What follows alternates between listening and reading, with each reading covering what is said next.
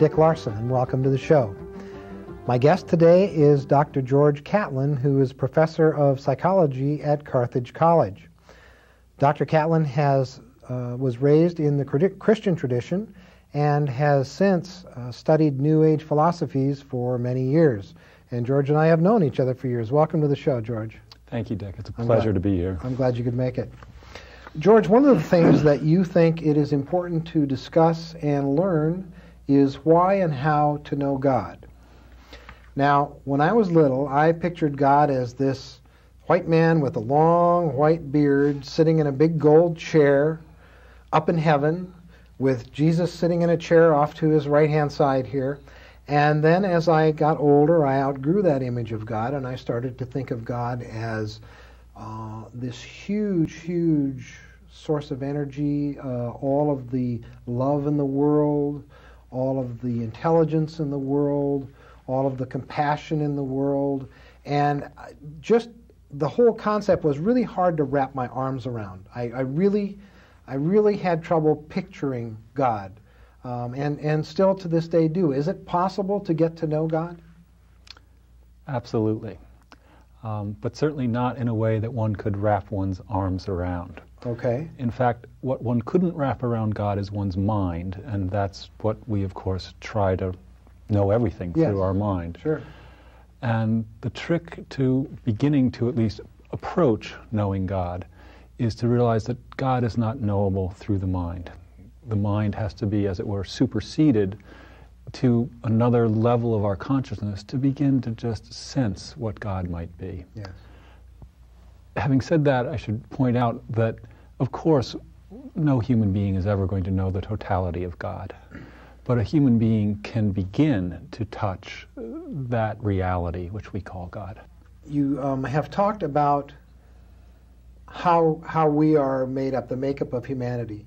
And you've talked about the word ego, and I'm wondering if you could talk about self a little bit. You used the word self as we were talking earlier, and I'm not quite sure. I think maybe you should define self as we get into this conversation. Absolutely. Since we're very young, we're raised into an experience of myself as a separate entity from yourself. And of course, one is encouraged to think of one's career and one's relationships and one's bank account and one's everything else. And the more that one does that, of course, one begins to sense, oh, I'm a very real thing. And my job in life is to be me. Right. And we have this very specific sense of my ego, my agenda, my beliefs, my desires, my possessions, me. And that is the exact level of identification which keeps us from any sense of our innate divinity. It's a level of identification and development which I believe is necessary. One must, in a sense, build a self or an ego before one can transcend the self or ego. But the joy in life comes from transcending the self and ego. And sometimes in the teachings it's referred to as the self with a capital S is what one begins to become then. But I think for the sake of our conversation, it might be easier to call that self, the self that's sometimes referred to with the capital S, the soul. And the soul being that center of consciousness or that level of consciousness within ourselves where individuality begins to be lost into a sense of one's unity with all that is. Now, in the self, is there an ego part of self and a non-ego part of self? Well, if we're going to fall back into the use of this word self, we're going to get confused, I think. But the small self, the personality self, I would equate with ego. I would say that's just my ego, my individual agenda. The part that says I'm me and I'm separate. Okay. Exactly. Okay.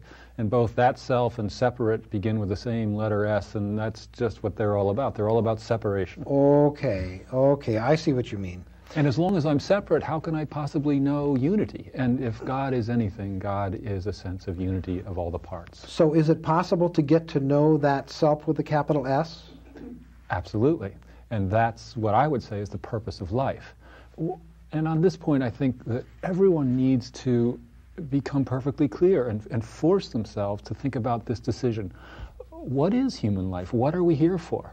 And there's two very different positions on this. On the one hand, modern science, or at least a kind of Newtonian science, would tell us that life, your life and my life, is more or less a biochemical coincidence, that the whole universe is essentially a physical existence, and somehow life happened on Earth, and this primordial slime crawled out of the oceans, and a few million years later it turned into us, right?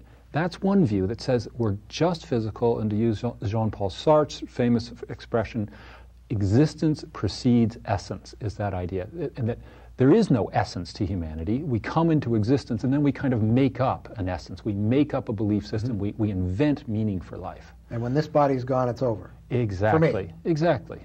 And essentially, life is meaningless except for the meaning which we invest into life.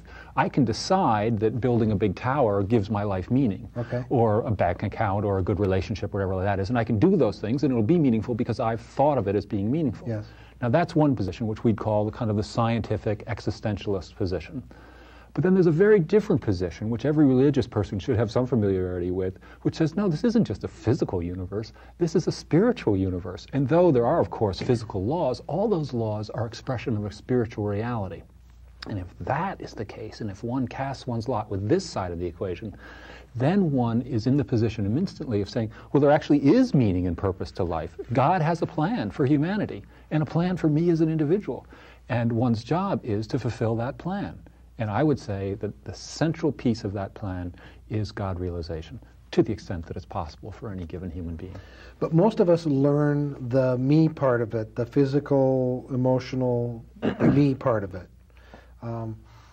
I work with those people who are unfortunate enough to have become addicted to alcohol or other drugs, and that's one of the things that I do is work with those people. And as we talk, one of the real important parts of recovery is getting beyond the me, the I'm alone sense of who we are.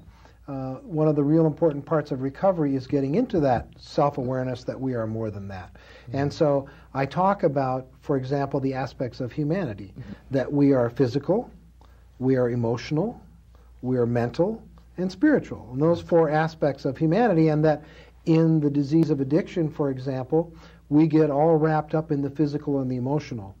And we do that anyway, just walking down the street. I mean, most of humanity makes many, many serious decisions based on feelings. And then 2 hours later, the feeling changes, and we go, oh, what have I done? How am I going to change that? How will I ever apologize and make that right?